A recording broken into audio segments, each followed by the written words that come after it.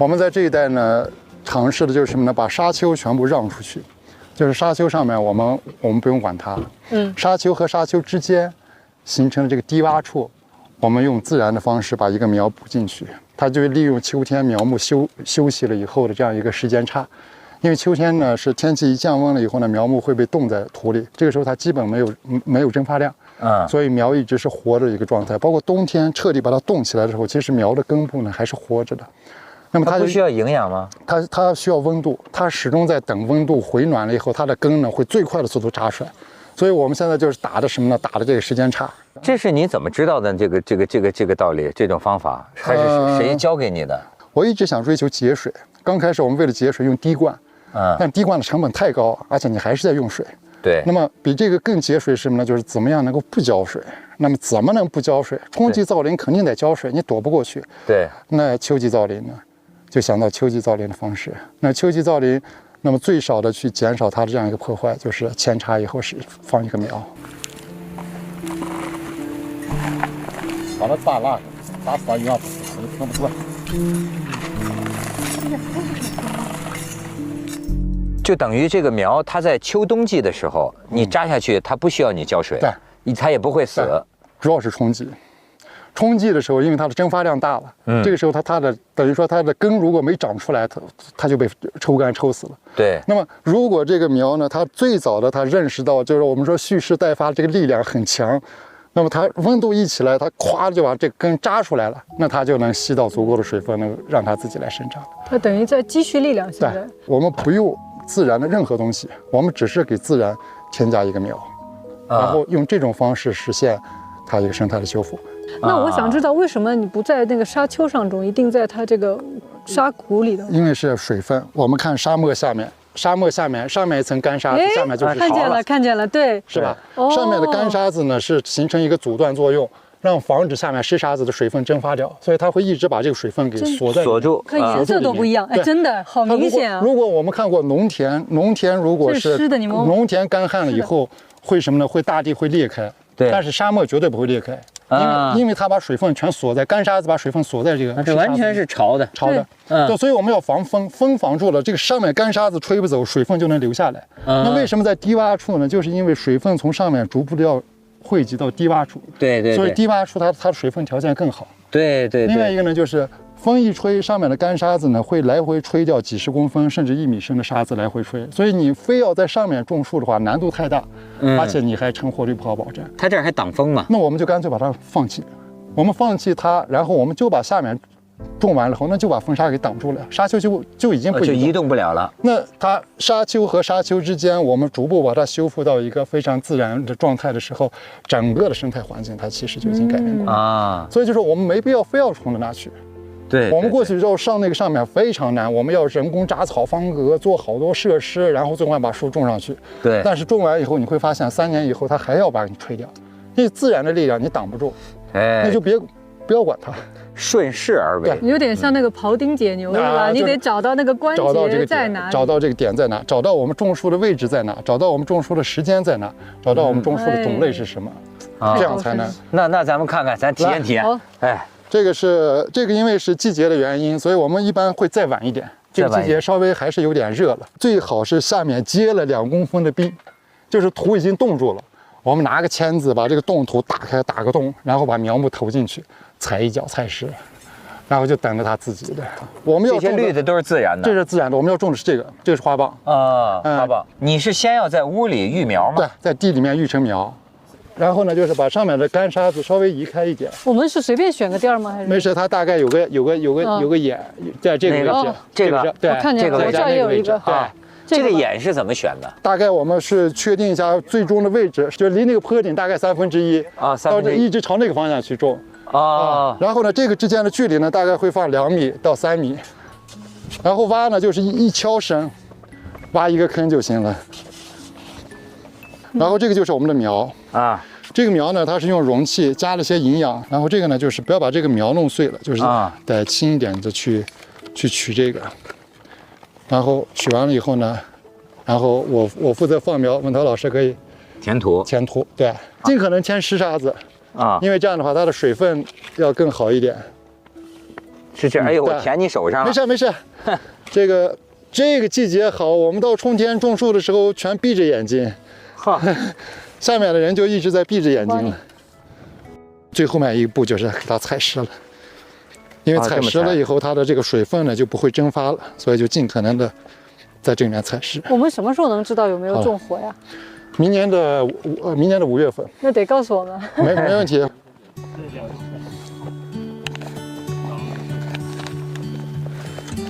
我觉得他挖这个坑不够深吧？哪个？这个坑，这样可以吗？来，我再给加点消吧。当然这个是越深越好。对，因为它的根越朝下面的湿沙子去接触，它不怕埋，所以可以深一点。好嘞，好，放的时候你不好放了。那我来吧我来放，是这样吗？对，这样就让它舒展的感觉。你手上了。舒展，哎，就。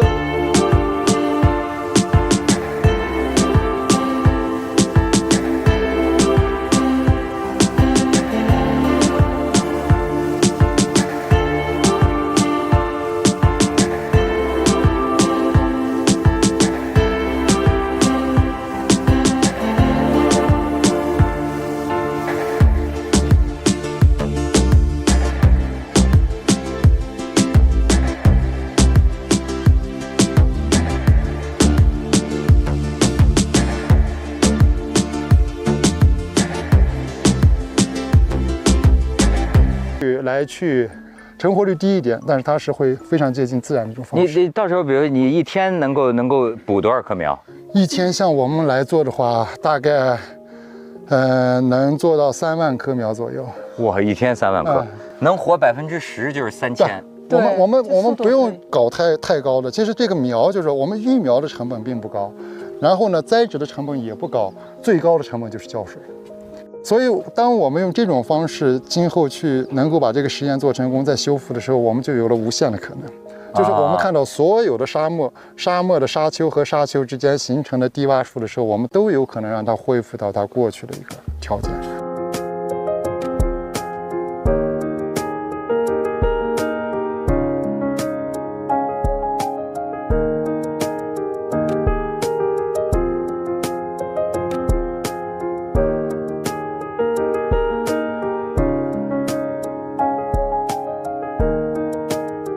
来，我在这儿跟文涛老师一起摘。哎，咱们俩一起，哎，这是咱们俩一起栽的。对。哈，骑骆驼了，骑骆驼了，骑到神树去。因为阿拉善是驼乡嘛。驼乡，对啊。哎，我们要拍出感觉来。嗯。咱们有缘嘛，他冲我走过来，可能就跟我有缘。哎呀，脚尖尖踩上去，脚尖尖踩。哎，骆驼下来的时候最恐怖，就是它特别高嘛，咵一下下来。骑的时候慢一点，小心。好。嘿，我也自己走过这个古树，走了几十次，第一次骑骆驼进来。啊，第一次骑骆驼。对。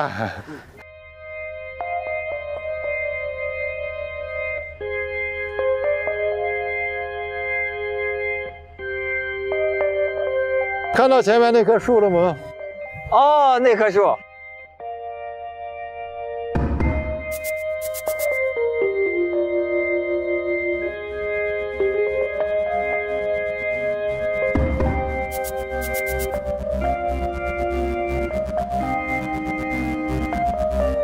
这个是很神奇的一棵树了，好看。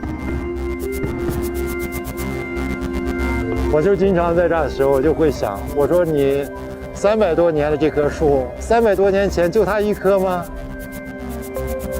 它在这边几百年的期间，在这个沙漠上，你想想它看到了些什么，它经历了些什么？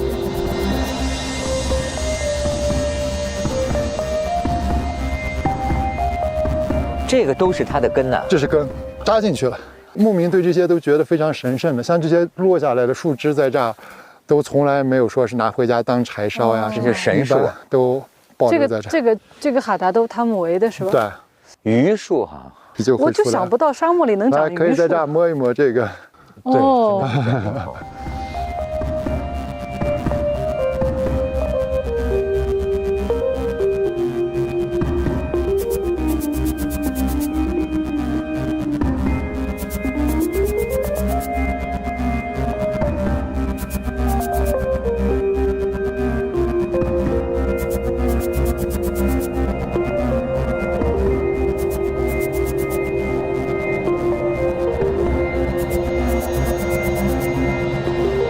它这个根有多广，咱们没法知道，是吧？根整个延伸出来直径上百米了嘛，所以它已经到那些沙丘的下面去了。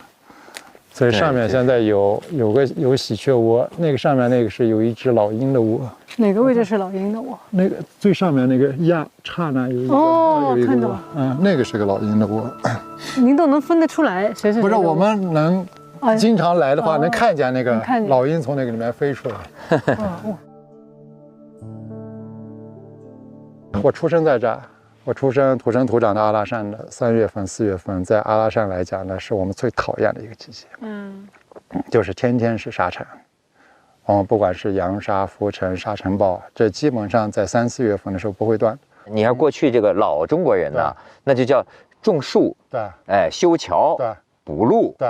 就是民间干这个的，那都是大善人，你说窦大善人，就是施粥啊什么的。可能最后面我去种树，是不是给家乡反倒是并不一定是非常那么重要了，就是因为你在种的过程中，建立了一种和树的一种的情感。你在天地之间，原来能做这样一件事情，可能几十年以后肯定没有我们了，但是有我们种过的一片树，还在这个世界上。然后还在守护了这一片沙漠的时候，我觉得作为人生来讲，已经能够得到非常大的满足了。我就在想，如果我们把这个沙漠叫做是瀚海，对吧？你种一棵树就沧海一粟，对吧？实际上非常非常的渺小，我们的努力非常小。但是呢，你努力了，其实它就会有一些些的这个改变。对，我也做过一些违反自然规律的事情。就是比如说，我们以前种树。也是，谁也想马上看到绿色嘛，所以当树种下去了以后，别人说，哎，你们种树这个不行啊，看不见绿色，着急，然后去喷灌，直接水喷上，然后很快长起来，然后到了2、3年之后，以前出来绿色，感觉一大片绿色的全部退化掉，全部死掉，那时候你心里面就感觉到特别的对不起，就是我们为了一个项目，然后把这么多原本真正能扎根在这儿的生命，让我们就全部都给牺牲掉，全部都给浪费掉。所以从那个之后，反正是也对我的影响挺深的吧，开始在种树上有些改变。哎呦，这一下就启发我呀，就想到一个问题，就是说啊，过去啊，在这个你像小国寡民，老子说那个时代，在真正的大自然里，人的作用非常小。那么一切就可以自然而然，人不用动什么脑子。但是呢，现在我们发现环境被破坏了，那么我们要改变。但是呢，你动一发就牵一发而动全身。我曾经看过一个关于保护某种那个好望角那个地方某种鱼类的报道，就是啊说，哎，这种鱼数量锐减了，好，我们不许打了，然后甚至人工培植我们要保留，但是呢。这种鱼的数量增值了以后，它的食物链下边的那个和上边的那个都不对了。于是呢，就是说我们又必须得计算。其实我就是说啊，这是人类在尝试洞晓这个生物链的秘密。就是过去是由天算的，多少羊多少人，对吧？今天呢，靠电脑或者靠你们科学家，你们要不就别干。要干你们就得全管起来，所以我就觉得人类为什么在进行，也可以说是很伟大的工作，就是说咱玩不玩得转这个事儿，你知道吗？我就开始就是咱们必须得玩得转，你明白我的？你觉得有没有？就是我们有可能非常明白，就是包括我们在种树的时候，其实完全也是一样的，我们别无选择，你没有太多退路了。我们现在包括我们现在无论是从全球变暖也好，冰川的消失也好，或者我们现在物种的消失也好，其实我们已经到了一个非常危险的一个地步。我们现在都很难想象，从现在开始20年后、30年后是什么样。对，我们已经到了这样一个阶段的时候，所以我们在这个里面，我觉得是2点都需要做。刚才说的。就是整个对一个生态环境，包括牧民的生活里面，我们需要去修复这样一片生态，但同时呢，我们需要在这个里面实现这样一个各种生命的，就是生物的一个这样一个命运共同体吧，我们叫和谐共生。那么最后面我们也不可能把人赶出去，对吧？不能说你最后实现了一个和谐的自然是没有人的一个自然，那这个自然第一个也不存在，第二个也没有意义。那么有人存在的自然需要怎么样去做？就是我们现在去做的很多事情。打个比方，就是我刚才跟你说的，我们带着牧民来种树，相信我们看到的未来，然后我们就能坚持到那个未来实现的那个时候。因为呢，就是关于这个人类的活动影响地球这件事儿，我觉得实际直到今天还有很多人不相信。对，我是这些年才意识到，说是自然，什么叫自然？其实呢，几十亿年前没有生命的参与，连蓝天都没有。对吧？天是红的，可能都是什么甲烷的什么，它是因为最早出现的蓝藻。对，前些年太湖不是治理蓝藻，就那蓝藻啊，它制造大量的氧气，改造了这个地球的大气层，它才生命的这个产生。你就知道，其实呢，生命要是缺了位，连地球都不是这个样子。所以我反过来，我开始相信，我觉得那既然如此，这种生命的活动，它会继续影响地球。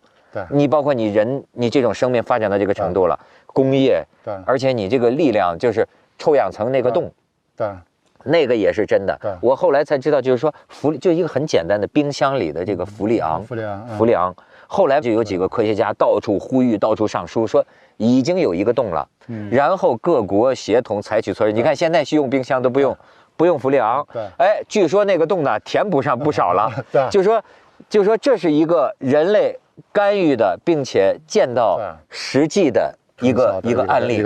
所以你看，我是近些年来才慢慢开始相信这个，咱们可能真能祸害我们真是到了一个特别的一个阶段了。我们现在手里拥有的能力太强大了。这个强大对于说我们现在看到的这样改变自然，简直是根本不费吹灰之力。我们在创造大量财富的同时，其实我们在形成大量的破坏。在这两者之间，我们要考虑一个财富等于幸福的问题嘛。我们过去破坏它可以修复，我们将来再破坏了它还能修复吗？它是不是我们这样能不能可持续了？就是个人来讲，我们的幸福是什么，需要重新来定义和理解了。其实说到底还是为了人类自己。对，地球并不在乎你破坏。也的确是你能糟害地球，你也不要太拿自己当回事，只不过是把你自灭了，你改变了地球的生态环境，你这个物种灭绝了。你改变的是你人类在地球上能存活的环境啊，人地球还无所谓。实际说了半天，你还是为自己，所以你就更应该通过我们这些努力是可以做到。我们上次我们去合作造了那个牧民家去，然后当时也是在采访，然后那个牧民很骄傲的说，这是一片黄沙，但是3年以后，这是阿拉善最好的草场。哎呦，真是！他们有自豪感。对，人家自己种的，当然我们支持的去做，但是人家自己种的，人家自己就可以在里面放牧采种，这是我自己做出来，我自己来控制，但是他比谁都心疼。那像您就是这么多年在这里哈，像有的时候您就是经常是一个人独对天地，独对这个地方，您觉得对您的观念上有没有什么一些新的启发？你会就经常受到什么一些感悟吗？在这里，生命会教给我们很多。原来狗尾草的生态是什么样的？我们感觉到最谦卑的，感觉最不起眼的这些东西，原来它们是这么复杂的。我最近也是看一个关于这个森林的纪录片的这个最新的研究啊，就是咱们老说这个万物是一体的，这可能啊是真的。就像《阿凡达》那个电影里，比如说这个。现在知道这个森林呐，一片森林在地底下，它是全部有一个网状的结构，全连着，好像是一种菌类，是一种菌类。这种菌类呢，就连着所有的树草和植物，甚至哪棵树死了，它都能有感应。现在科学家怀疑它们之间就一个森林呐，是一个生命体，它通过这种菌丝一样的东西沟通，它是沟通信息的。就像我们的脑神经。我自己现在也能感觉到，我现在能够感觉到自然，包括沙漠，或者是我们种的树，你会感觉到它们非常的聪明。就是因为它会应对的你去，比方说我们种的一种沙怪藻，我们人工种的时候呢，有的时候难度就特别大，就是你在没水的地方，你不知道哪个地下有水啊，所以你不会种。但是你一旦一棵沙怪藻种在那，它自己扎在那了后，它的根就不停的沿着有水的地方就开始穿出去了，然后它就自己一点的就出去了。然后我们没有做过，然后它自己就长出去了。我说这个信息是从哪来的？然后后来呢，我们专门去研究，会发现它不是一棵沙怪藻，但是一颗沙拐枣在这边落下来了后，你会发现沿着这条沟里，突然间沙拐枣的数量就增加起来了。就是这个是从哪来的，我们也现在搞不明白。但是我就觉得这个自然的这种里面存在这种力量。所以你说这植物，它其实就是不会动的动物。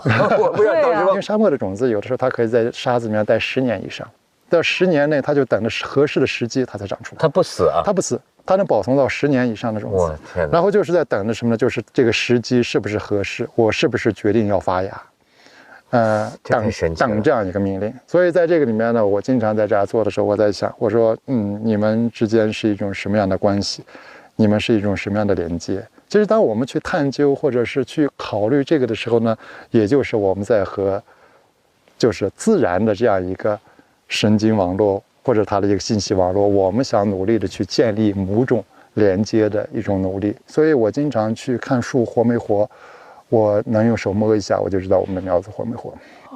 他也像阿凡达一样，把那辫子一系就能对话。因为你觉得你能看到它的根，所以我就觉得你可能对人的生命观会不会也慢慢有不同？我对现在整个的社会的发展，不管是日本也好，中国也好，其实我一直也是有一种疑虑，或者是有一种焦虑。就是我们已经建立了这样一个极其复杂的一个社会系统，而这个社会系统呢，要不停地创造财富。在创造财富的过程中呢，其实是我们不停地要伤害我们原本赖以生存的这样一个环境，而我们对这样一种伤害呢，实际上我们根本没有意识，就是大家都不知道，我们都是在一个运转的一个体系里面的一个零部件，一个点，一个螺丝钉，我们都在里面在转着。但是其结果是我们带动了整个系统，实际上它在朝着一个崩溃的一个方向在走。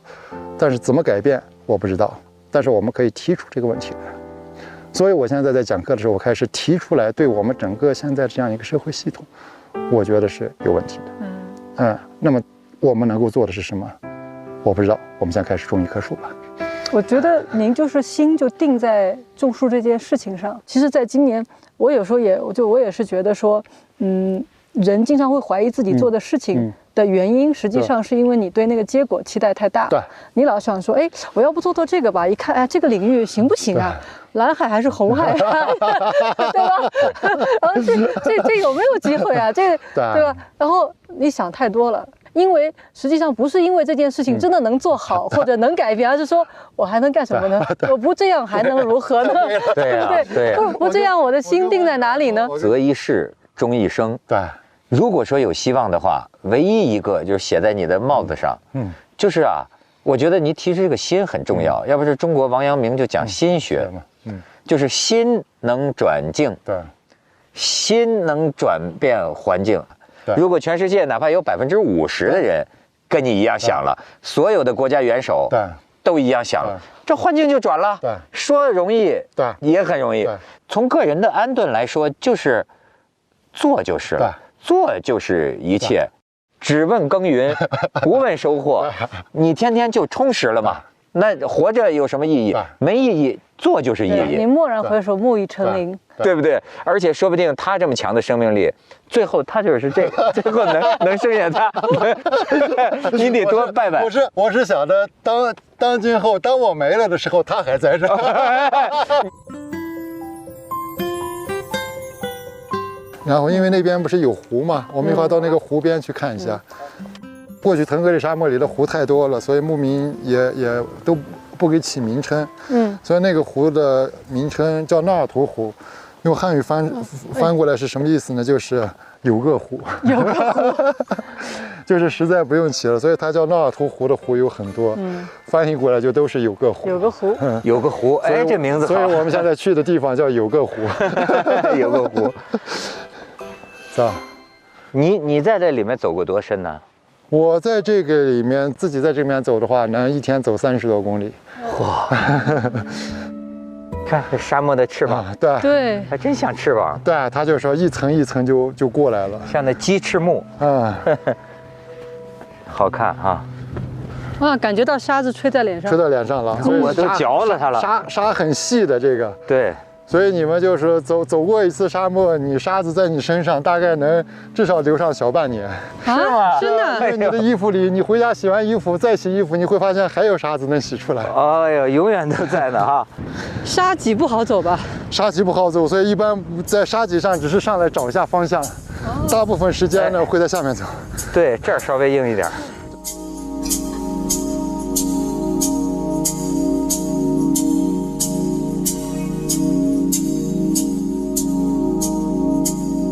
哎，吴老师领咱们来到了沙漠里，见到这么一片湖啊，太宝贵了，感觉。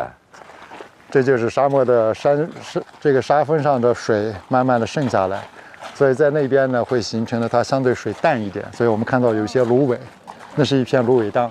哦，然后到这边呢，它的盐分越来越高，所以盐分呢堆积在这片，都看得见白色。对，而且中心湖水有点粘稠。对，所以它这是一个咸水湖。但即使在咸水湖里，我们还能看到一些生命，比方说下面看到有一些发白颜色壳一样的，那是一种红虫，就是红虫是在咸水湖里的一种虫，就等于卤水里，对对，还是有生命。对。这个沙漠里的湖泊，它通常是出现在沙漠的中心地带，是吗？对，就是越朝沙漠深处走，越会到了沙漠的低处，然后就有这个沙越多，它保住的水越多，所以保住的水分呢就在低洼处呢就会形成湖泊。这真是个物极必反的道理啊！对，我过去见的比较多，比如说像那个撒哈拉沙漠哈，我老是看到就是沙漠的尽头是海洋。对。对。您这边的沙漠的尽头是你种的树，是吗？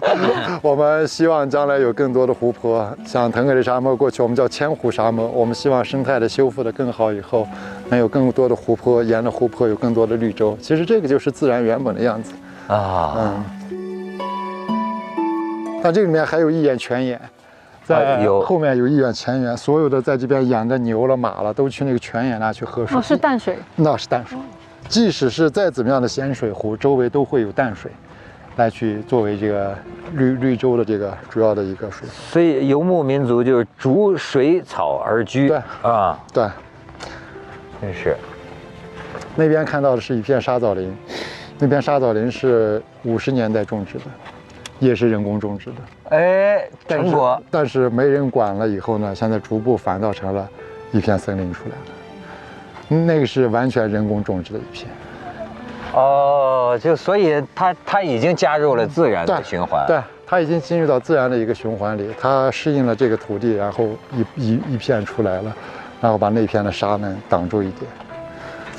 所以咱们真是应该这个参透自然的玄机啊，对，就是能够说怎么动一下就能够借力打力啊，让它。其实它本来就是能自然生长的啊，对，只是我们已经破坏了，我们需要人为的再稍微给它一些修复，所以就是我们把这个稍微的一点怎么去很好的去界限，就是我们已经有点改变了，所以我们已经不是说我们过去原始社会的自然了，已经改变了，那我们就要在改变的基础上多少。你要去有些人工，你完全依靠纯粹的自然，对，已经很难修复到过去的状态了。对，你不能糟蹋到半截不管了，你还得收拾回来，是吧？是这个道理。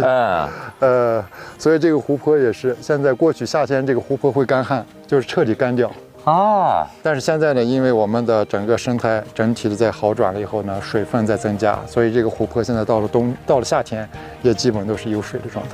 对，我在这个湖边，我都能感觉这个风跟刚才我们在沙里的那个风不一样了，润。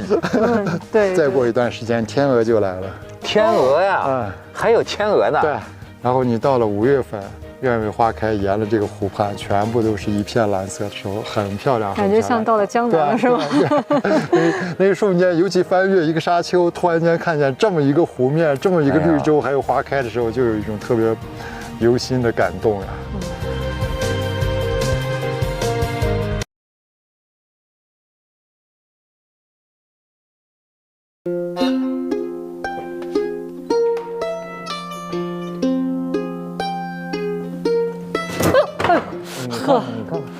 呵，这翘起来。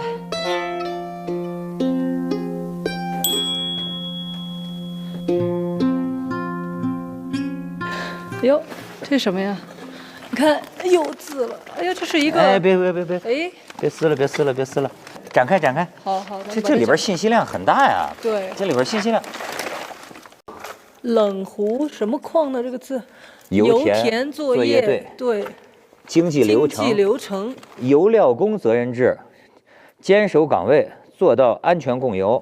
你看他们的分工这里，有这个，它有钢车、卡车、蒸汽，对吧？水泥班，还有什么发电房，真清楚。你看。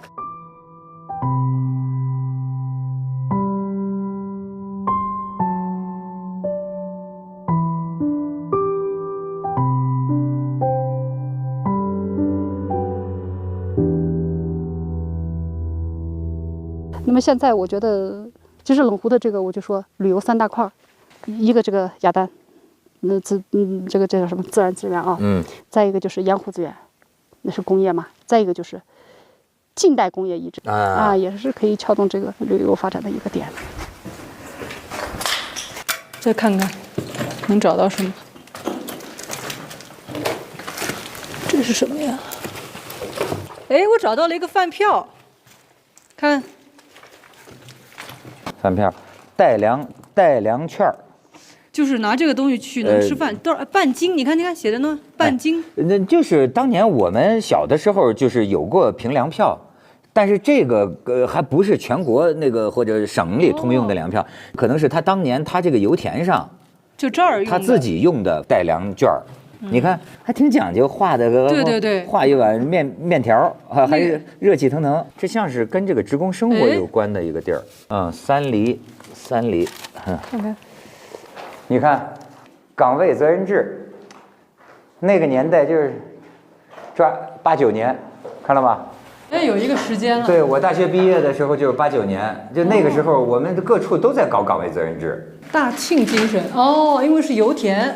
对了，工业学大庆，农业学大寨。你看3老4严，哎，这话是对你说的啊。当老实人，说老实话，做老实事。4严是严格的要求，严密的组织，严肃的态度，严明的纪律。这到今天也管用啊。对。哎呀，咱们应该戴个口罩，这土太大了。哎呀，我到这儿，你知道吗，义军？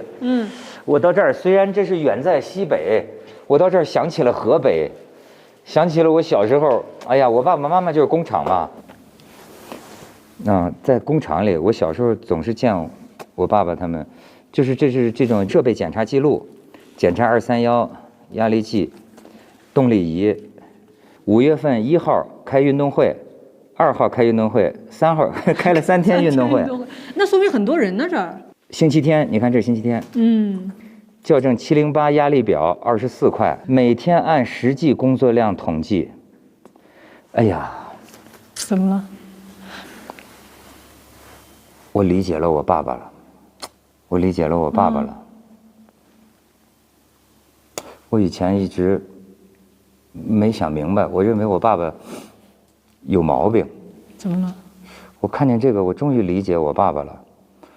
我爸爸，他就80了，他每天熬到1、2点睡觉，其实他11点就能睡觉，可是他每天晚上临睡前2、3个小时，你知道他在干什么？写记录吗？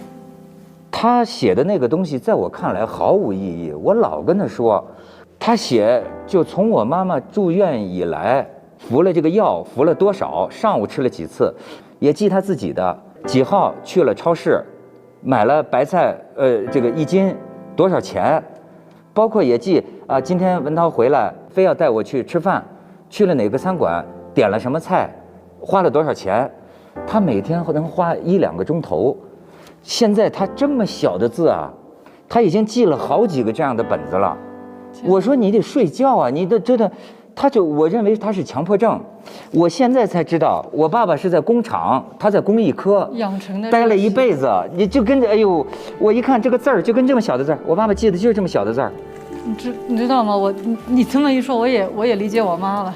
她每天也记这个，我一直以为是她的职业习惯，她是会计嘛，原来。他每天也记他吃什么药，然后多少吃了几片。对，然后包括是今天给谁打了电话，干嘛。他的日记也可以说非常简洁，冷冰冰的，毫无表情，没有主观感受，没有一句主观感受，他就这么一丝不苟。但是实际上，我才知道这是一种在工厂里待了一辈子的人养成的习惯。我爸爸是工艺流程嘛，这个精密，这确实就精细的。你看，5块，这个2台，每天就是这样写的。我想给我爸爸看看。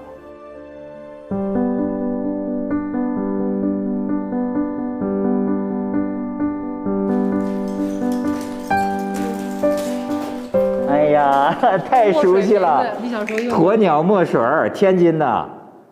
鸵鸟墨水儿312纯蓝，哎呦，我都忘了它几百年了。我喜欢用纯蓝，但是有些人喜欢用蓝黑。对。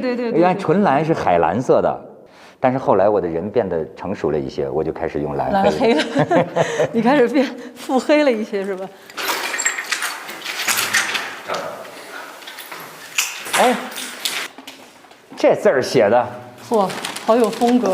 你看它自成一体是吧？是的。这字写的，好看。绩效业务岗工作标准，你可以看到的是改革开放啊，就最早的时候。我们开始要把生产按照效率的原则管理起来，就是说，好多国营企业的职工就要一张报纸一杯茶就耗1下午嘛，所以那个时候这就反映我们改革开放的脚步，就是我们从哪开始啊？从落实岗位责任制开始，但是那个时候还是某种精神性的、原则性的，但是呢，至少说明一点，就是说，我们开始对你有要求了，这就是。我国啊，这个一步步企业管理，你能看到最初，一直到今天，这管理越来越上台阶儿，对吧？然后呢？它这好像有点像个管理机构啊。我们看到的最早的年份，现在是70年代吧？你看。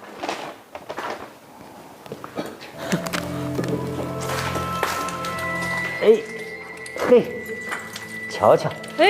瞧瞧，这什么呀？谁把证件落这儿了？结业证书，看看青年技术培训。待业青年，待业青年这词儿熟吗？熟。待业青年，男汉族，什么？采油厂的啊，机械，原来是山西的，山西代县来的，到青海这个地方，这个石油工厂来工作。哦，可能那时候全国各地的人都来这儿吧。嗨。90年嘛，对，你知道那个时候我们都流行这个发型吗？你留过这发型？留过，这个男人的刘海要盖到这儿，而后边头发还较长。动手能力一般，专业技术差一点，但是你看语文最高分，对，比数学高不少。也许呢，他爱写诗，对吧？也许他做着一个在这大西北哈，做着一个这个越诗和远方的梦。哎，这棍儿挺好，我拿这棍儿。这什么？哎呦！哎，有陷阱啊！没事，没有伤着我。你看踩到这个陷阱里边，你别拽我。等。哎，慢慢来，把这个掰开。我去，没事吧？没事，这儿对我还不错。要踩不好我就受伤了，是吧？对，你不能往这个上面踩。得踩在这个杆儿上。咱们既然踩进去了，就看看能学不出点什么东西。3角，所以我就是说嘛，我们的人生哲学，跌进坑里，如果跌倒了，也要看看能不能捡到点粮票。这是什么？练习本，生活改善记录本。你看，生活改善。我记得那时候大家好像吃吃喝喝都叫改善生活，记得吗？你看您那个时候人还挺美的，这是鹿，9色鹿是吧？蝴蝶。你看这后面明明是工业生产的痕迹。那个时候，一个企业就像是一个大家庭。现在想起来就很亲切。小雷，哎，这有关于2020年的预测。2000年，苏联首次载人飞行至火星，哎，没有啊。2020年了。 2020年全球语言障碍消除，电脑可立即翻译。哎，对这个预测准了，这个是准的，基本准吧？你看，2075年世界人口突破100亿大关，人类开始向火星移居。天哪！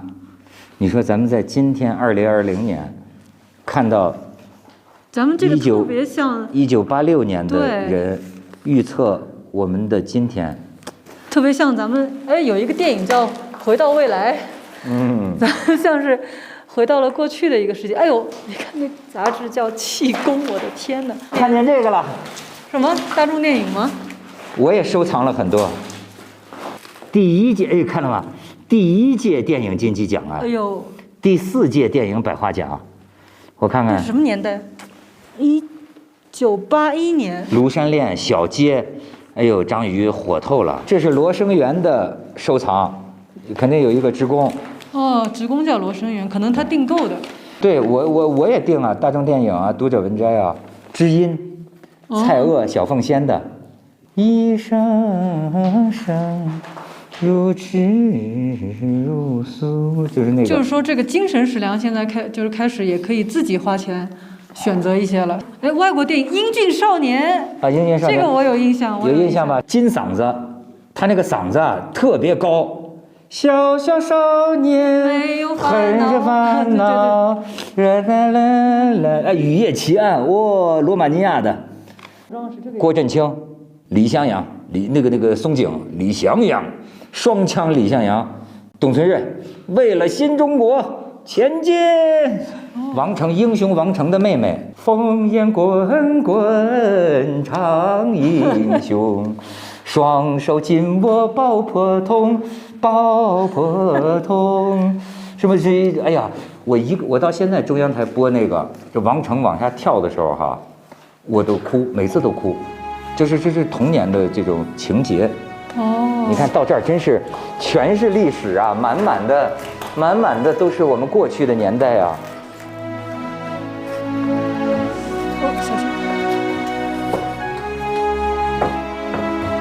哎，这儿有。这退休这还你看呀，从工作到退休了，其实也不错哈，管到退休，劳动防护用品领用凭证，退休，采油工，部门是采油2队，1969年发的，69年，这是我们见到最早的一个时间了。哎呦，我才2岁，还没。你看，连这个工作服啊，棉工鞋，对，单工鞋，夏天就是单工鞋。冬天就是棉工鞋，还有这个棉这个字儿，棉帽子吧，他写错字了。对，棉帽。水壶，连水壶都要。雨衣、雨鞋、眼镜。天哪！眼镜，这都是集体的，都是集体的。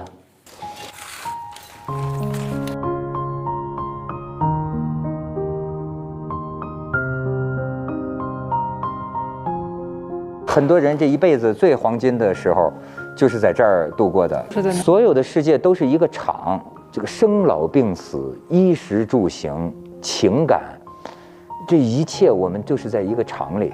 你的工厂就是你的社会，所以我就说，我们应该体会到我们的父辈啊，他是在这样一种集体的生活下长大的。我觉得多想想这个啊，能够让我们几代人、几辈人之间呢，就互相理解，多一些个理解。我爸爸凡事儿都要记在小本子，他记了几10年了。他是不是觉得他还生活在一个短缺时代？我曾经对我爸爸的很多这个习惯哈，我有点瞧不上哈。现在我甚至变得有一点尊重，就是很尊敬，就是他们那真的不容易，就是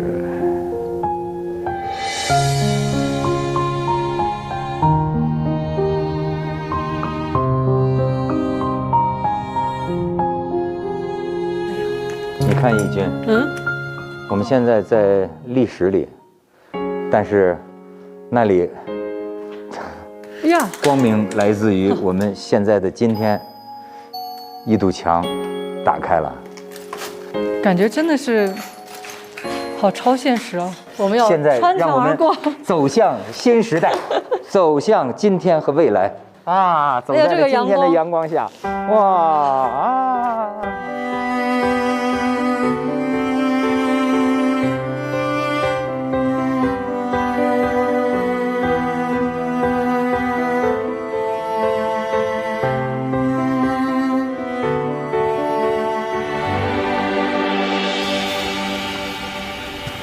连指甲缝都看得见，看了吗？鸟这样弄哈。这是狐狸吧？这是狐狸，不是鸟。来给老鹰给它吃了。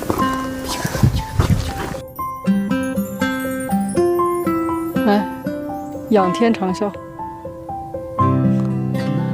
哎，你看这个云多美丽啊，多美丽啊，美丽，你能感觉到吗？嗯。看看我们俩在一起送别了多少个夕阳。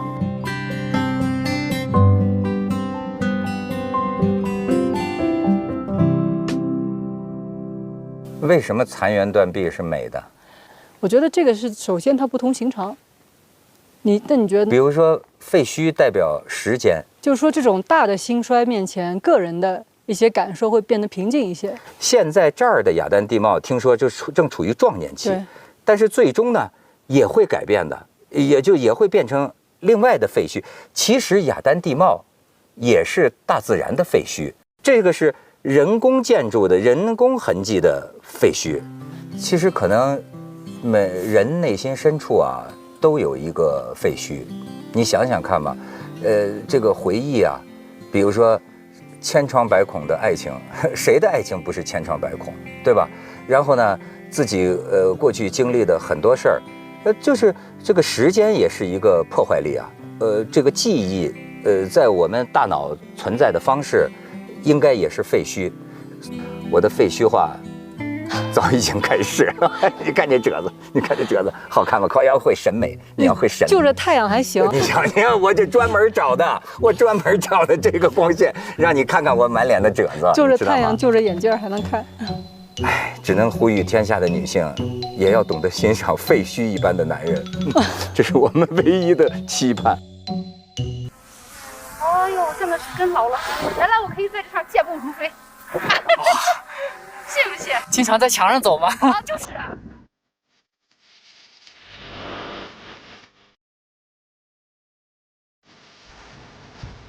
没往过去转。稍等一下啊。坐在这上面，真美呀！哎，我挡人家了没？我还跟真的一样坐在这上面。没有。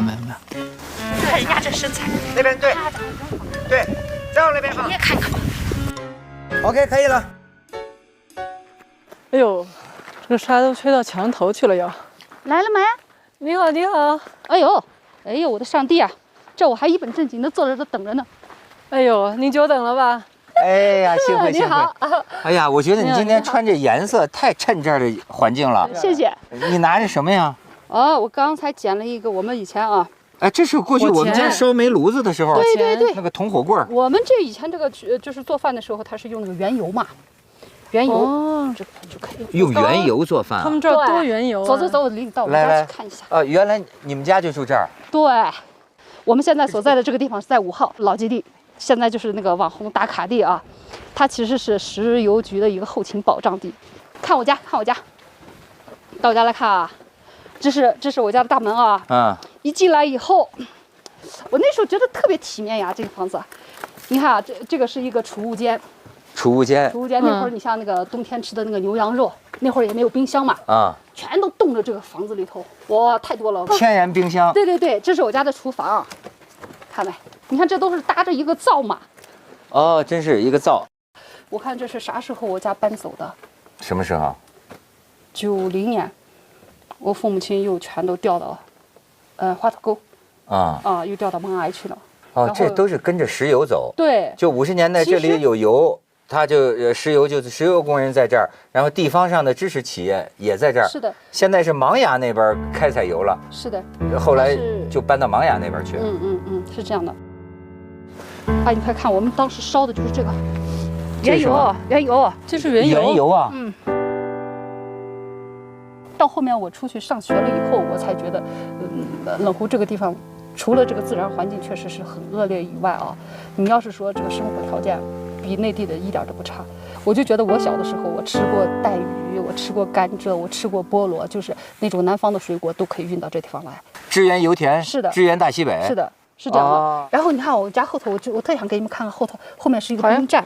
哦，兵站驻军的吗？驻军的，那正儿八经解放军啊，保护油田。是，其实中印战争啊，它的这个石油来源主要是来自于这个冷湖地中四井。哦，就是来源于内口井，内口井开了20年嘛。打了整整20年。一口井啊，是整整20年。哎呦，地中四井很有名啊。他当时喷的时候，我看是打到650米的时候就开始喷了嘛，喷了3天，喷了3天。那个时候说喷了800吨，每天喷800吨，哇，每天喷800吨。童年回忆就是成天疯跑、看电影，然后不回家。哎呀，我就觉得我上3年级之前啊，一天不挨揍，天都不黑。对，什么玩具也没有，就那你瞎跑。不就得在外头跑吗？哎，反而挺开心。哎呀，开心死了！我就觉得我那有记忆的，我最快乐的日子在这里，所以我就喜欢。青春的回忆在那边。这儿找对象难吗？人少吗？那相当不难，人一点都不少。冷湖最多的时候人口可以达到10万人。哦。世界上有不少这样的地方，这叫做资源耗竭型城市。冷湖现在这个产业结构调整啊，冷湖也许还是有明天的，还是有希望。像你现在怎么看？有好多就网红啊，那个模特啊过来打个卡，你什么感受？刚才一个女的穿的稀溜少的，就是各种摆 pose 啊，站在这儿。哎，我都担心他掉下去。因为我知道这是一个菜窖，你知道吧？我说这家伙你这掉下去，这算工伤还是算自然灾害？你这个，你没有在你们家那儿留个影吗？照相？算了吧，别拍了。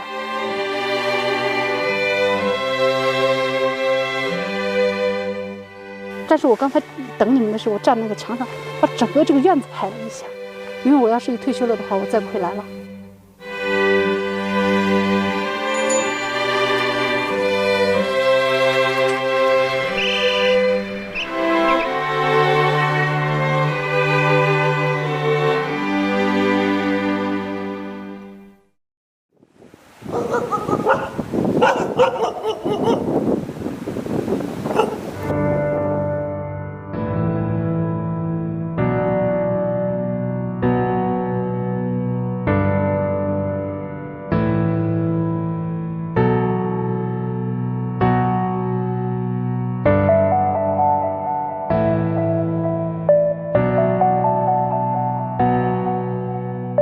一方面，我们感觉到冷湖呢，好像街上一个人都没有；但是另一方面呢，在冷湖附近的一些地方，我们又感觉到这儿好像在发生着什么。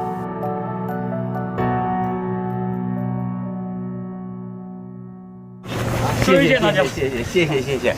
哎呀，您这是10几个钟头从北京启程到我们这儿来的。到你们这儿，到我这儿啊，对，这是你的地盘，这是你的地盘。见到你太高兴了，终于来了个专家，给我们这个科盲给科普。这个地方到了就是月初的时候，那个银河看起来非常非常漂亮。哎，你好，你好，千里来相会啊！谢谢，终于见到了，走。这个你选择的这个职业啊，是我非常神往的一个职业。哎呀，当时上大学。然后读了物理，我考研究生就直接就考的紫金山天文台，那就是我最想去的地方。你往那边看，那个隐隐约约那个山，最高那个点就是我们要去的地方。哦，就是整个就是青海这个柴达木的周边啊，只有这么一个点可以干这个事儿。你们说什么点好？你们主要看什么？首先是个你要能看见天啊，那只要高就行啊。不是高不一定啊，高是上面可以过云啊。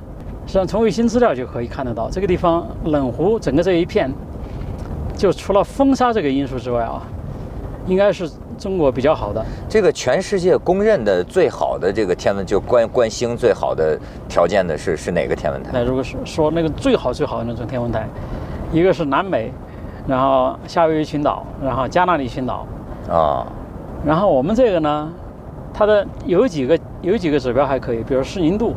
视宁度是指什么？视宁度就是怎么说呢？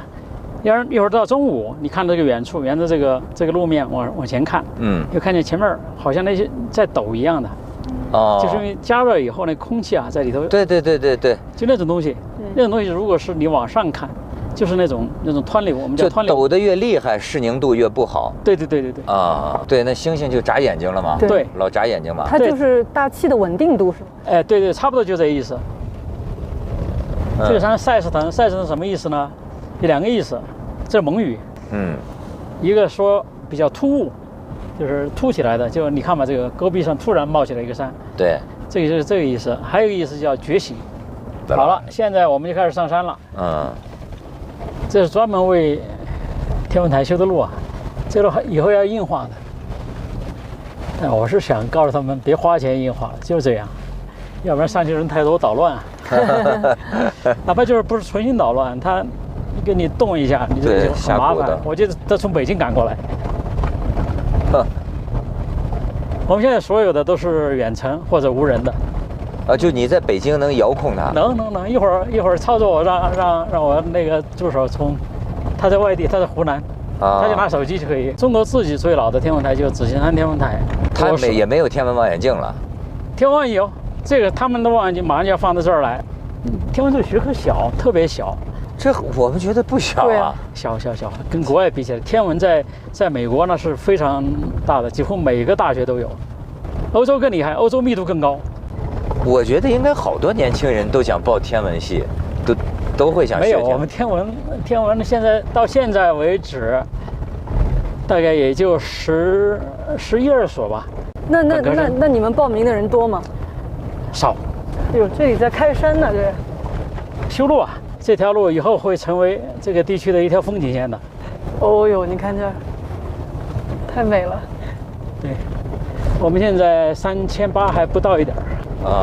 他现在正式的设备还没上来，多好，都是咱们这文科生感兴趣的，文科女生的，最适合带着女生看星星是吧？对，以后宣传，让他们男生报这个专业有点动力。到了，现在已经多少米了？4000多少？这应该接近，应该4200了。4200了，到顶了。上面还有点零头。咱们走路轻点哈。开车开得厉害啊！开太快了，太快了是吧？我太熟了，这个怎么样？壮观呢。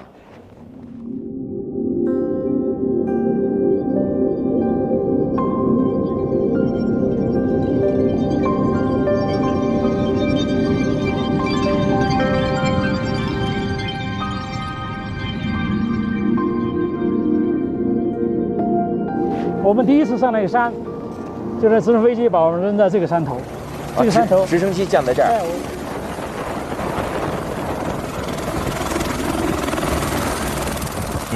你是看什么呢？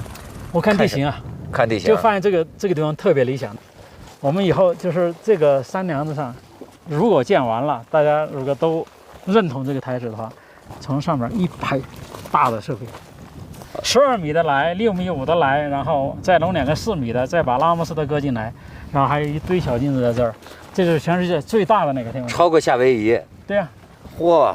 以后我们国家也要做30米，也可以在这儿放，而且这儿好，真好。你看这天，哎，真是，刚才在地面上都是沙尘雾，这儿清了，这儿就清蓝了，真是。哦，怪不得。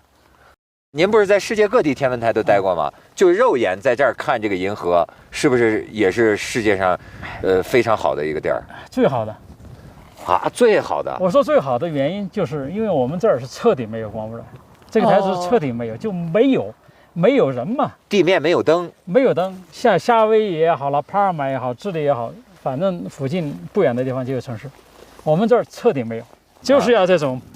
一毛不长的这种山，就是这种山，你看嘛，你看哪有东西啊？没有任何东西。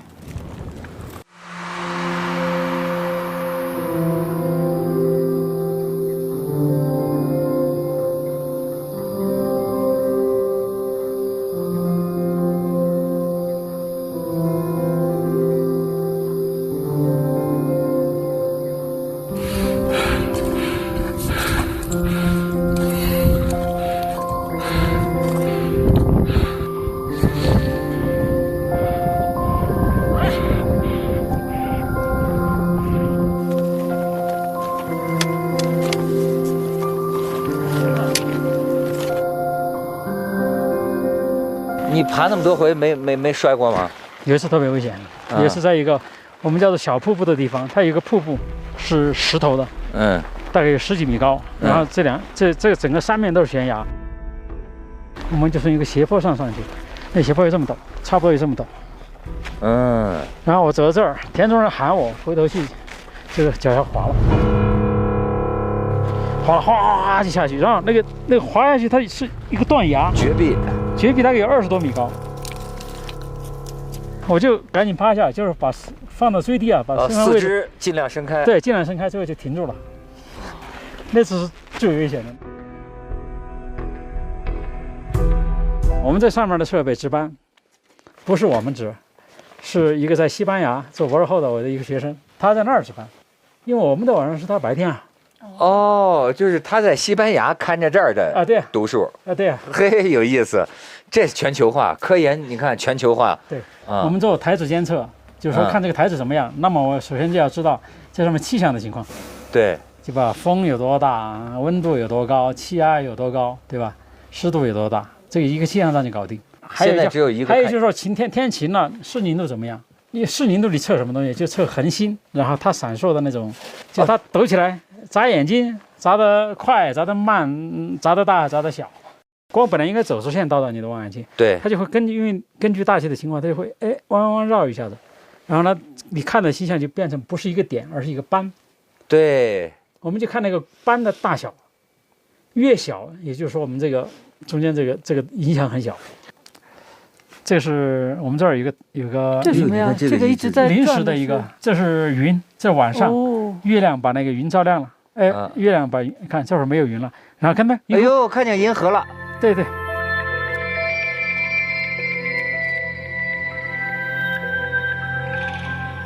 这个是我们这个全天相机，就在我们屋子顶上屋子顶上一个相机拍的，对，冷湖啊，冷湖。然后这是我们关键参数，我们这儿是0.76个角秒，那比头发丝儿还小了，那叫1个角秒，比头发丝的1/60你眼睛基本上看不见了，那个丝就摆在你眼前你也看不见。就是这么窄的一个角度。然后这个呢比那个小，这个比那个还有精度还大。这个比那个小，就是那个星星，原则上那个星星我拍个照片的话，那个星星就只有这么大，0.76个角秒，那都能看得到。0.76个角秒是什么概念呢？0.76个角秒，如果是昨天晚上的现实情况，很有可能是全世界最好的。这个就是一个优秀天文台的最宝贵的资源，就是说你在这儿有的科学就要求你一定要做到这个，你才能够在这儿放这个设备。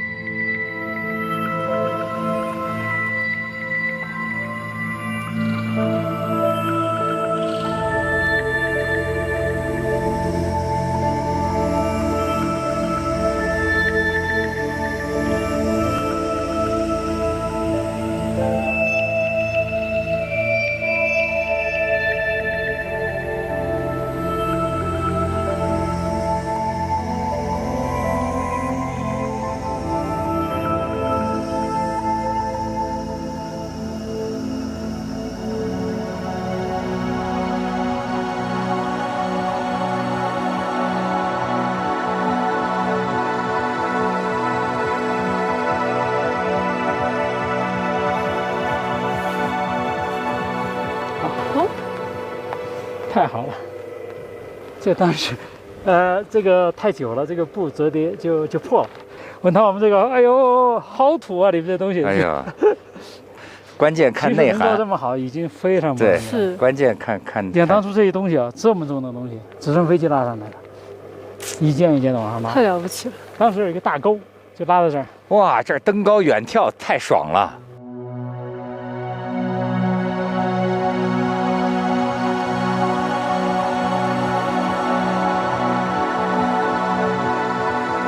好了，这是一个非常标准的一个望远镜。这种装置呢叫赤道式望远镜。它呢有2个轴，就可以转着走，一个轴呢是这个方向，这就是地球的自转轴，这根轴。所以地球是围着是这么转的。哎，我这么转，然后所以我让望远镜就这么转，它就被抵消了嘛。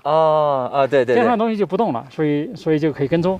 比如说我现在往北走，望远镜就往北去。哎，是。比如说往西来，它这么转。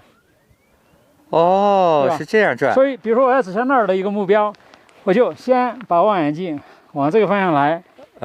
然后呢，这个望远镜目标可能还靠北一点，所以我再往北去一点，对吧？我就往那边倒，我发现哎低了，望远镜低了，可能还要往西边来一点。然后呢，我就再往西边转一点，就这么做。就这样。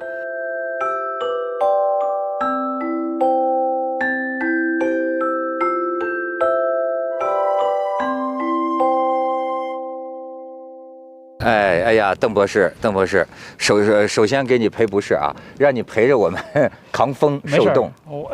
我肯定比你能扛，这我信。但是呢，这主要是属于我们想让您呢圆我们一个梦。但是呢，咱们发现这个理想和现实之间的差别。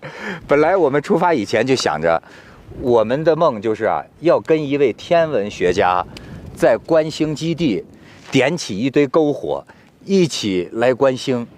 但是呢，到了这儿我们才发现，好像怎么天上没看见什么星星啊？不，一个非常漂亮，今天晚上银河。那怎么在咱们这儿？让它，反正今天晚上我一会儿给你看我刚拍的照片。刚拍的特别漂亮。但我们这儿为什么看不见呢？是因为有光吗？不是，天文为什么来冷湖？你知道吗？我们就是为了躲光污染。这种篝火在我们看来就是光污染。原来咱们的理想是给人家制造了个观星的光污染。哎，博士，你说你是不是也是从小有一个看银河、看星星那种小孩的梦，才选择这一行？因为我是四川人。四川不是有个成语嘛？对。不好意思，这个对四川人有点侮辱性的，叫鼠犬吠日。原因是因为四川就连狗都看不见太阳，你晚上怎么能看见星空啊？四川那个是个盆地，对，它上面总是有一层云，所以这个就好奇嘛。所以我们这一代人呢，就是真是对这个天文很好奇。结果您还真是研究太阳，研究恒星。我们看起来恒星是有生命的，它诞生，然后变得壮年，然后老去，然后死去，而且它也有社会，因为有大的有小的嘛。我经常在跟学生讲课的时候，我就说，这个大家一定要注意身体，不能长得太胖，因为太胖会影响寿命。恒星就是这样，如果你质量太大，你寿命就短。连这回这个新冠病毒都提醒我们，一胖毁所有，对吧？那个英国科学家都说了，就肥胖的人比较容易转重症，所以那个英国首相这不是现在跑步减肥嘛？但是我觉得咱们这个邓博士很帅，这个我发现他这个攀岩是吧？登山这个身材啊，非常敏捷如豹。你不觉得天文学家女生看了不觉得很有魅力吗？对，我觉得非常的有意思。就是比如说你看那个像那个霍金哈，人家给他的就是这个评价，就是说天真童趣和智慧，叫高级智慧的融合，就这种融合就是最吸引人的。您作为这个天文学家哈，您看那个科幻电影，有什么不适应的感觉吗？你看吗？实际上，我还真看过几个。最近几年出的这些电影，我觉得做的比较好的，比如像美国的这个《星际穿越》，我最喜欢。对，因为这个科幻跟科学毕竟是两回事儿。里头涉及到黑洞，涉及到穿越这种事情，它里头肯定有漏洞，但是呢，它隐藏得很好，而且它关于科学的部分确实做得非常到位。比如说黑洞应该是一个什么样子的，它做得很好。而且这个黑洞最后被我们后面的一次很有名的一个黑洞的观测照片所谓的，对，就是用世界上很多望远镜做的一个很高的技术嘛。这个技术非常复杂，而且很困难。最后做的那个样子跟那个电影里头的几乎是一样的，所以做得非常好。为什么他能做到这个？是因为他请了一位专家，那个专家后面就是因为这个黑洞的研究拿到诺贝尔奖。还有一些电影，比如说像比较娱乐，比如说像《火星救援》。火星救援，对啊，对，自己在上面种土豆。对，那个呢就比较娱乐化，老在说，就是人移居火星，其实这个是一个 bad idea， 是一个不太好的一个主意。为什么呀？因为火星上的那个它没有磁场以后，太阳上的那些有害的那些辐射也好，粒子也好，会直接照到表面。这个至少对我们地球生命而言，对人类是有很大的伤害的。星际穿越，你觉得它隐藏了它一些漏洞，比如说啊，说是这个人就是非常接近黑洞了，然后他就掉进去了，但是它里头就没有说它是否掉进世界。世界就是黑洞进入世界，是那个就是这个看见的界限。对，就是光线的黑洞，就是把光线都吸进去了嘛。对，没有光线，那这个以外能看到的算那个世界。对吧？它掉进世界以内了。掉进世界以内，所有的东西都会失去它的特征。就剩下几个东西，质量，可能有个角动量，就是一个人这么长的这个，比如1.7米，对吧？对。然后你脚的那儿受到的引力跟头受到的引力差别很大。它就会把你拉开，这个叫潮汐力，抻成意大利面条了。对，它不光说把你人给扯了，它把你的所有的分子结构全部都给解掉，最后就剩下只有一个质量，没有别的东西了，对吧？那咱看那电影里，他是那么整个人全湿进去的，他没有进入世界，全人进去的。他没有进入世界。哎，不对，是他进去黑洞了吗？不，没有进入黑洞，他没有说。没有明确他就没有说这个事情，所以他就绕过了这个。对，所以这个是他做的比较好的。比如做的漏洞比较大的，比如说我这儿举个例子，就是咱们的那个《流浪地球》。哎，《流浪地球》说实在的，从文艺的角度，我认为中国现在达到的水平已经相当不错了，就是艺术效果非常好。我看了我也挺感动的。如果我不是天文学家，我相信我会很享受。但是很不幸，我正好是做这个研究的，其中就漏洞就多了，抑制不住。可喜欢挑刺儿了。比如说，它里头说到的就是地球为什么要去流浪？他说是因为太阳在氦燃烧之前有一个动作叫氦闪。他说氦闪会很高的辐射会把地球蒸发掉，其实不是这样的。氦闪那个东西是在外面是看不见的，它不会产生就是导致这个地球必须去流浪的这个理由。真正地球流浪的话如果是想做这个事情的话，实际上早就发生了。早就发生了。哎，太阳是这样的，太阳在它从现在开始往后的演化都是越来越亮，越来越亮，越来越亮。真正等到中间氢燃烧完了以后，它实际上地球上已经完全就没有适居的条件了，地球生命早就结束了。太阳是这样的，它现在是在进行氢燃烧，就是氢通过热核反应变成氦。对，这个过程持续的时间是太阳整个寿命的80%到90%，大概是这个范围。所以大概80%到90%的时间是氢燃烧，非常稳定。所以这个是不会发生变化的。但是，一旦氢燃烧完了以后，它会变成一个巨星。巨星是什么概念？就是它的体积会变得非常大，大到什么程度？就对太阳而言，它会首先会吞噬水星，然后金星，但是它可能到不了地球。我们算了一下子，到不了地球，但很接近。那也烤死了。那早烤死了，那就是早就烤死了。没有。我们现在说就是这个地球存不存在的问题。流浪地球它不是说。其实这件事情都是在氦闪之前很远的时候。真正发生氦闪的时候，那个地球我估计应该已经不存在了。所以这是它的一个很大的漏洞。还有其他漏洞，就是天物理的，比如说地球物理的。你把地球停下来，这件事情也是不可能的。它里头说到行星发动机，然后里头还有一个恒星知识，也是非常大的漏洞。它不是行星发动机不是烧岩石吗？它出去不是偷了一个车吗？开的那个拉石头的车吗？那个石头呢就是行星发动机的燃料。石头不就是硅酸盐或者碳酸盐吗？对。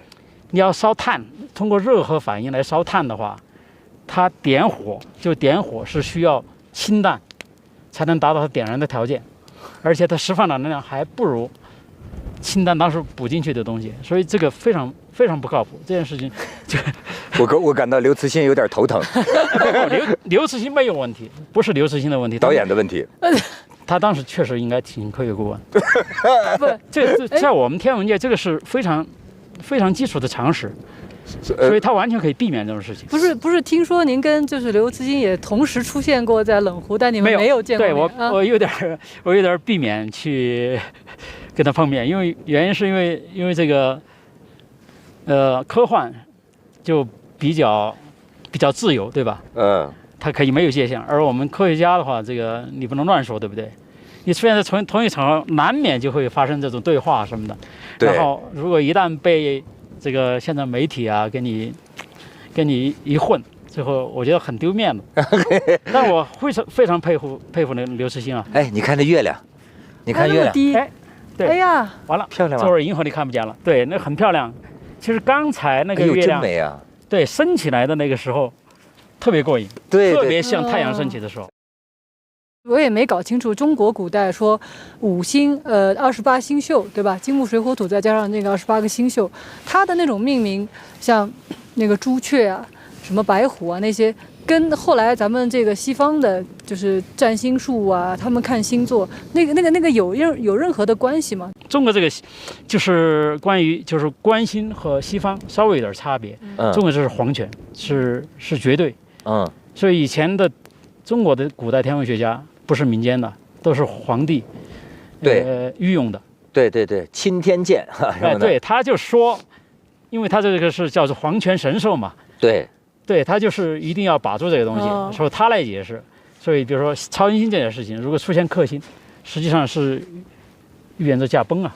现在天文学完全来自西方的原因，可能就是因为刚才说的这个原因啊。这个确实是一种很悲哀的事情，因为我们。天文实际上记录得非常好，我们知道1054那个超新星，宋朝对啊，1054，对那个超新星记录得非常详细，它的资料我们现在还在用，而且可以量化。我们研究超新星这个东西，这个最后那个超新星爆发以后留在天上的叫做蝎状星云，是一个很漂亮的一个星云，我们可以拍到，哇，望远镜可以就是拍出来很漂亮的。那他当时1054年他记载这个超新星。他说地上对应了什么事件？他比如说天载弹什么意思呢？他就天载弹这个事情，就是说已经到了晚上了，因为那个超新星的爆发，使得这个天好像又亮了。然后我现在最近才了解到，就是当初我们记载的那些资料，甚至对颜色还有描述。哦，记得那么准。对，这个就变得非常非常有用了。就是我们很可惜，我们当时那么仔细的那些，就是那么智慧的那些古人啊。居然没有把这个变成一门科学，这是非常令人遗憾的事情。那个旅行者1号嘛，已经飞出太阳系了。但是呢，在我儿童的时候，我在儿童科学画报上看到的，我觉得印象好深呢。就说发射了一个旅行者1号，上面携带着人类的信息，刻在一个类似于 CD 那样的一个黄金的一个板上，里边好像还有中国的方言，就各种语言录的声音，就是向外星人这个介绍地球的这个信息，甚至好像还有中国的什么民乐，如果我没记错的话，茉莉花，它里头实际上有很多科学信息，包括就是指出地球在太阳系属于第4个行星，然后呢，太阳系在银河系的什么位置？后来你知道，我一看这个刘慈欣不也说了吗？黑暗森林理论，说别回答，别发信号。然后后来我听到霍金也说这个人类不要主动寻求跟这个外星人联系。我还想，我说这下毁了，这也收不回来了，那么都飞出太阳系了，那么哪天给人看到了，好，这有你叫目标，你。哎，您觉得他们霍金说的，这霍金就说，您觉得有谱吗？我觉得不靠谱啊。为什么？霍金是我师兄嘛，哎，很了解他。他以前是很智慧的，不靠谱是因为我认为他说这件事情的时候，他已经就是陷入那种就是一种很执念的这种状态。为什么呢？他已经是功成名就了，黑洞理论非常非常，就是他的成名作嘛。对，他后面就开始思考进一步的东西，比如说那个宇宙第一推动怎么来的，诸如此类的问题。万物定律，对，他就开始说外面的这种所谓智慧生命的存在的事情，他就开始相当于钻牛角尖了。现在的这个有很多科学家到了晚年，都会陷入这种局面，很多，面积很大。牛顿晚年练习就研究那因为牛顿实际上他是出生在天主教家庭，他童年有这个熏陶根子哈。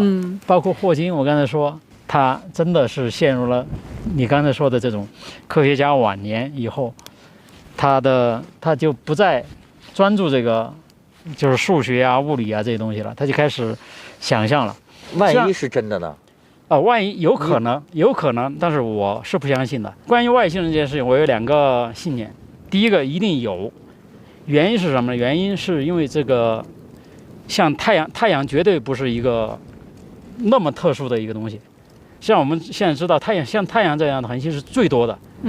还有比它大的多的2000亿颗，2000亿颗里头大部分是太阳，类似太阳这样的星球。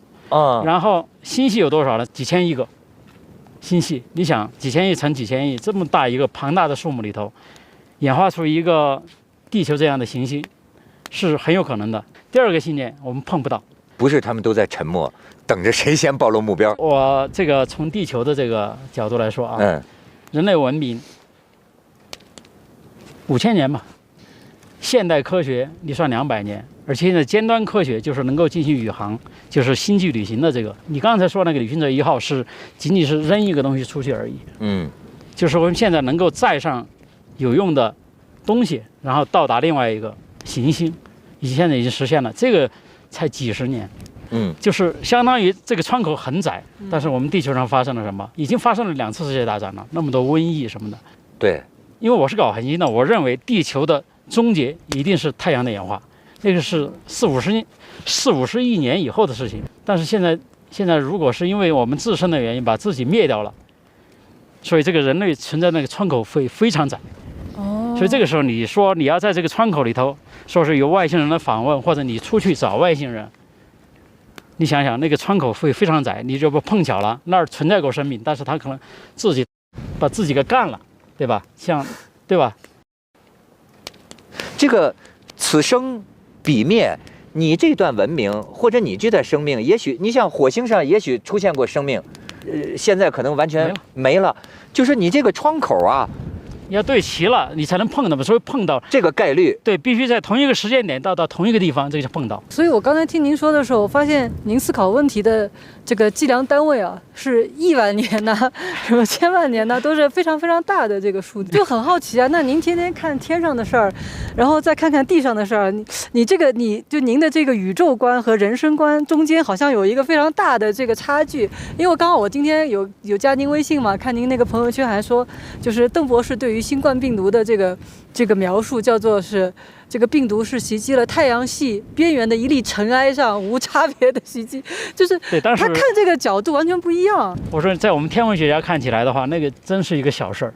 那当然了，真的是一个小事儿。天文学家看起来没大事儿，做天文的人确实有这样的一种好，就是叫福利吧。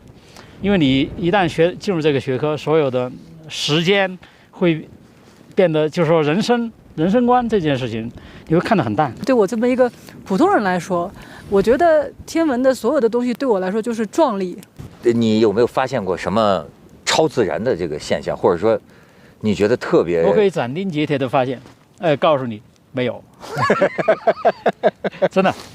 所谓 UFO 的观测，要不然是 P 图，对吧？那是为了拿流量的，要不然就是一个云，或者是一个什么东西，或者美国人做的某种实验嘛，或者是你的相机，你的这个光学系统，它有时候它会产生鬼像。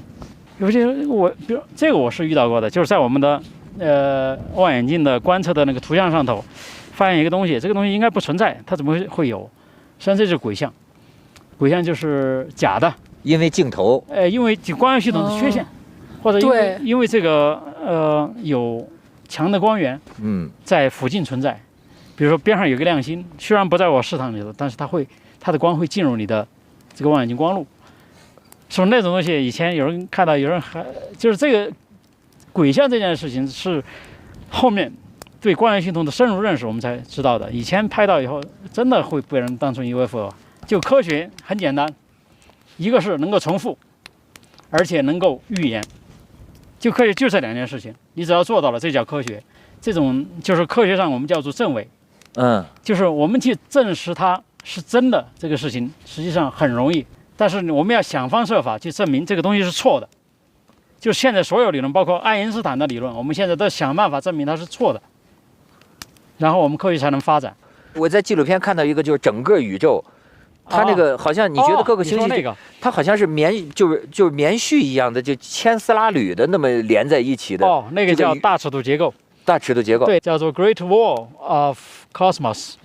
那就是宇宙的模样。对，不是，那是我们观测到的东西，现在跟那个符合的比较好。那个当初是由计算机算出来的，就是说跟大脑神经元的那个很像，是很像吧？很像，而且那个还是一个我们叫做 fractal 分形啊，分形。对，你就是说你把那个缩小到任何尺度，结构都是一样的。哦，宇宙就是这样的。你说有没有可能宇宙是一个智慧的大脑？有种同构性，你觉不觉得？对，就是呀。你看鸡蛋和地球的，叫同构吧，对不对？这个也是哲学问题了。对，你已经问到了物理的尽头。有的东西是巧合，在科学上，因为你还可以找出反例。其实宇宙大尺度结构，你说像神经元是从某种印象上看，你从另外一个角度它又不像。你比如说蝎状星云蝎状星云，你拿光学去看到是一个样子，你拿 X 射线去看到是完全不同的另外一个样子。你瞧瞧，我在一点上相信科学，就是你甭管你可能在很多点都是相信科学的，对，科学还是要相信的。对，就是很多点，人类寿命，过去几千年都是平均30-40岁的寿命。你现在比如说现代医学开始，就是几十年，现在平均寿命70-80岁。对，这个东西这是个硬的，你再说什么神呐什么的，你这个你不能不承认啊。对，就是说最后科学总是一个特实在的东西。你要相信科学，一定要相信。我跟你讲，你如果不相信科学，你现在可能就在石家庄坐着，因为你没有现代的这些技术，你是不可能跨越这个距离的。所以你谈玄说妙很快乐，我发现朋友聊天越说越神，它是一种聊天的快乐。对。但是真正的还是科学，我是相信科学。这就算今天晚上下的结论。今天晚上下结论。好棒，谢谢。